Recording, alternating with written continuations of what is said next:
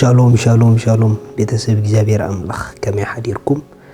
ኣንዓኹም صلاح الدين ሎሚ ድማ ናይ መዓልቲ ቃል ሓቢርና ክንካፈል ኢና ሎሚ ንካፈሎ ቃል ከምዚ ዝብል እዩ ጥበብን ምስተውዓልን ካብ ቃል ይዝርከብ ዝብል እዩ ሃሌሉያ ጥበብን ምስተውዓልን ካብ ቃል ይዝርከብ ኣብ ህይወት ካብቶም ዋና መሰረታውያን ኣገደስቲ ንዕውትን ብሉጽን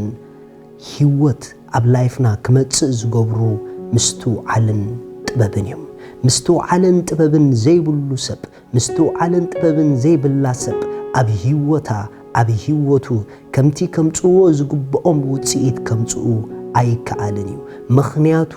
ዓወታት ናይ ህይወት ውጽኢት ናይ مستوعلن طببን እዮም ኣብ ኩሉ ዓይነት ናይ ህይወትና ጎደና ጣልቃ ዘለዎም ኣትዮም ዘድምዑን ዝሰርሑን طببن مستوعلن እዮም مصحف كزارب كله مثالي معرف 24 كاب تقص 3 5 يبل بيت سالا طبب يهنت سالا مستوعل كا يصنع كفلتات بيت سالا فلطتيو كبورن صبقن زبل كل طريت زمل طببنيا سبرتعيو أمرو زلو خا حيلو يصنع امبار بطبب تمريحكا تواغا دحنكا بمبزح مخرتي كبرني እግዚአብሔር አምላኽ ይሁን زغرم نغريو ابز صحف حدا زغرم نغر انت يالو تدايلكم بيت يلو سالا طبب يزهنص يلو ايغرمكمن نايسب هيوت نايسب غودنا نايسب غعزو تخكلنيا زخونه وصيت كمص انت دا خوينو نتخكلنيا وصيت كمص نغرات كانص زغبرو نغرات كسرح زغبرو طببيو مخنياتو طبب انت زيله موسخ يلن طبب انت زيله مهنات يلن ابت طبب زي بلو عشنت አሉ ابت عشنت زلو مفراس አሉ ስለዚህ አቤትና አብ ሓዳርና አብ ቢዝነስና አብ አገልግሎትና ዕውት ዝኾነ ነገር ክንሃንጽ እንተዳ ኮይና ዕውት ዝኾነ ስራሕ ክንሰርሕ ዝገብረና ጥበብዩ ቀጭሉ ድማ ምስጥበብ ሓቢሩ ዝሰርሕ ከኣ ምስተውዓል ኢልዎ ንዝተሃነጸ ነገር ንነዊሕ ክጸንዕ ዝገብሮ ብጊዜ ንፋስ ብጊዜ መከራ ብጊዜ ሃሩር ብጊዜ ዋዒ ብኹሉ ጎደናታት ድማ ከምዘይና ኣነቕ ዝገብሮ ስራሕና ጽኑዕን ተሪርን ዝገብሮ ምስተውዓል እዩ እቲ ብጥበብ ዝተሃነጸ መጽኑዑ ድማ ኣብ ምስተውዓል ዘሎ ስለዚ ኩሉ ሰብ ኣብ ህይወቱ ኣዝዩ ዘድልዮ ጥበብን ምስተውዓልን እዩ ሰብ ዝበሃል ዓወት ይደልዩ ሰብ ዝበሃል ኣብ ህይወቱ ዝተሳኽዐ ህይወት ኩሉ ሰብ ይደልዩ ምኽንያቱ ንስክዒት ዝጸልእ ማንም ሰብ የለን ነገር ግን ዝተሳኽዐ ሓዳር ክህልወና ዝተሳኽዐ ኣገልግሎት ክህልወና ዝተሳኽዐ ጎደና ናይ ህይወት ስክዒት ዝመልኦ ፍርያማ ዝኾነ ጉዕዞ ክህልወና ዝገብሩና ጥበብን مستوعلن يوم اتحطو جن اسوم كسع كندزي اب هيوت تدليتن كبورات طببن مستوعلن سفرኦም ابيو نايزوم كلتا سفرا اف እግዚአብሔርዩ طببن مستوعلن اب افيم زلو افو دما اب قالو مالتيو ስለዚህ اب افو زلو ነገር ናባና ዝመጽእ بقاليو مني طبب زدلي مني طبيب كون زدلي مني ابز جمرو سب ازي طببኛን አስተውዓልን كون زدلي ابزاتكم عينتنا ህይወት አቅጣጫ አስተውዓልትን ጥበበኛናትን ክገብረኩም ዝኽእል ናይ እግዚአብሔር አፊው ነዛ አፍ እግዚአብሔር ዘይግደሰብ ንጥበብን መስተውዓልን ዝነቅፍን ዝጸልእን ሰብዩ ምኽንያቱ ንቃል እግዚአብሔር ዘይግደሰሉ ሰብ እንተዳ አለ ኮይኑ በተዛዋዋሪ ጠቢብ ክኸውን ዘይደለ ሰብ ማለት እዩ ክዕሹ ዝደለ ሰብ ማለት እዩ ሓደ ምስጢር ክነግረኩም እንተደኣ ካብ አፉ ዝወጹ ቃላት አዚና ዘይንደልዮም ጊዜ ዘይንህቦም ንዕኦም አቃልቦና ዘይንህብ እንተደኣ ኮይና በተዛዋዋሪ ንዝኸበረ ናይ ህይወት ጎደና ኣብ ህይወትና ከነምጽኦም ዝግበአና አድማዕነት ውጽኢት ኣይክንበጽሖምን ኢና ማለት እዩ ንምንታይ ተተባሃለ በቲ ካብ አፍ እግዚአብሔር ዝወጽእ ቃል ጥበብ ጥራሕ ዝውጽሑ ናይ ህይወት ጎደና ኣለዎ መጽሐፍ ቅዱስ ምሳሌ ከምዚ ይብል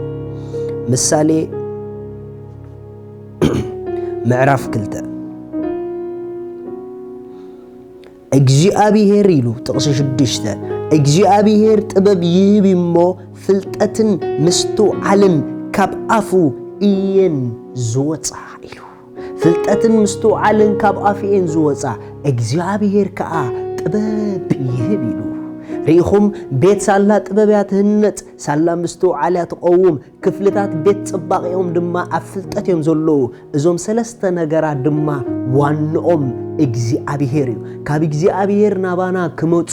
አባና ኢምፓርት ዝገብሮም ግን በተኻብ አፍ ዝወፀ ቃል በኻላ አዛራርባ ካብ አፍ እግዚአብሔር ደጊሞም ደጋጊሞም ቃል ዝቅበሉ ሰባት which means ነቃል አምላኽ ጊዜ ዝቡ ሰባት بزي مقراص بطبب املاح زملؤ ሰባት እዮም ስለዚ እመኑኒ ንናይ እግዚአብሔር ቃል ጊዜ ክንቦን ተዳ ጀሚርና ኣብ ኩሉ ጉዳያትና አዚና አድማዕትን አስለጥን ሰባት ክንኮውኒና ንምንታይ ተተባሃለ እቲ ቃል በጥበብ ሙሉእ እዩ እቲ ቃሉ ብምስተውዓል ሙሉእ እዩ ቃሉ ድማ ንኹሉ ዘርኢ ፍልጠት ኣለዎ ስለዚ ናይ እግዚአብሔር ቃል ምንጭ ጥበብ እዩ ናይ እግዚአብሔር ቃል ምንጭ ምስተውዓል እዩ ናይ እግዚአብሔር ቃል ምንጭ ትክክለኛን ክቡርን ፍልጠት እዩ አነ ይገርመኒ ጥበበኛታት ክኾኑ እንዳባሃጉ ነዝናይ ጥበብ ምንጭ ጊዜ ዘይህቡ ሰባት ክርኢ ኸለኹ ሓወይ ሓፍተይ አቦይ አደይ ኣብ ኩሉ ነገራትኩም ንወላዲ ንውሉዱ ብትክክል ክሕዝ ጥበብን ምስተውዓልን የድልዮ ንወለድን ሓዳሮም ብግቡእ ንኸኺዱ ጥበብን ምስተውዓልን የድልዮም ንሰብ ቢዝነሶም ብግቡእ ራን ክገብር ጥበብን ምስተውዓልን የድሊ ንተማሃሮ ኣብ ትምህርቶም ብሉጻት ንኽኾኑ ጥበብን ምስተውዓልን የድሊ ነገልገልቲ ኣገልግሎቶም ፍርያማ ንኽኾኑ ጥበብን ምስተውዓልን የድሊ ጥበብን ምስተውዓልን ሃለው ንበለን ኣበይና ግን ሃለው ንብለን ኣበይና ግን ንደሌን ኣብ ናይ እግዚአብሔር ቃል ስለዚ ጥበብ ማለት ፍልሊ ነገራት ክትርኢ ይገብረካ ጥበብ ንፍልጠት ብግብሪ ክትገልጽ ይገብረካ ጥበብ ካብ ውሽጢ ንደገ ብግቡእ ክትግለጽ ይገብረካ ጥበብ ሓይሉ ውሽጢ እዩ ካብቶም ናይ ውሽጢ ሓይሊ ተባሂሎም ብጽውዑ ሓደ ጥበብ እዩ ጥበበኛ ሰብ ብደገ ዘይኮነ ብውሽጡ ብርቱዕ እዩ ብውሽጡ ድበርትዐ ድማ بدقيو برتعيو مخنياتو طببኛ ሰብ حيال ይልዎ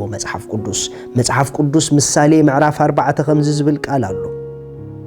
ምሳሌ ምዕራፍ 4 ጥቅሲ 5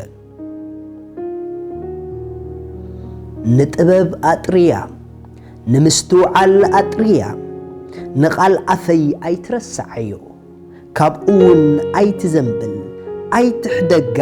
ንሳኻ ክትሕልወካ አፍቅራ ንሳውን ከተዕቁበካ ሪኢኹም ጥበብ ትሕልወካ ምስተውዓልካ ተዕቁበካ ነገር ግን ንጥበብ ክትሕልወካን ከተዕቁበካን ትደልን ተዳኾንካ አጥሪያ ጥበብ ምስተውዓልን ዝጠሪዩ በኸመኢና ነጥሪዮን ተተባሃለ በትምንጭናቱ ዝኾነ ናይ እግዚአብሔር ቃል مسؤ ጊዜ በመውሳድ ምስናይ እግዚአብሔር ቃል ታይም በመውሳድ ኣብቲ ቃሉ ዝፈሰሉ ስፍራ ደጋጊንካ በመርከብ በዚ መንገዲ ንጥበብን ምስተውዓልን ተጥሪያይኻ ርግጸኛ ሆይነ ክነግረኩም ቤት አምላኽ ቤት ጥበብን ምስተውዓልን ሰብ ጥበብን ምስተውዓልን ዝምልአሉ ስፍራ ናይ እግዚአብሔር ቤት እዩ ንቤት አምላኽ ክትኮዱ ኸለኹም በገንዘብ ዘይተምጽዎ በምንም ነገር ዘይትረኽብዎ ጥበብን ምስተውዓልን ክትምሉ ኢኹም ትኸዱ ስለዚ ኣብቲ ጥበብን ምስተውዓልን ዝዛረየሉ ቤት ከይቋርጽና ንረኸብ ንምንታይ ተተባሃለ ምንጭ ጥበብን ምስተውዓልን ኣፍ አምላኽ እዩ ሻሎም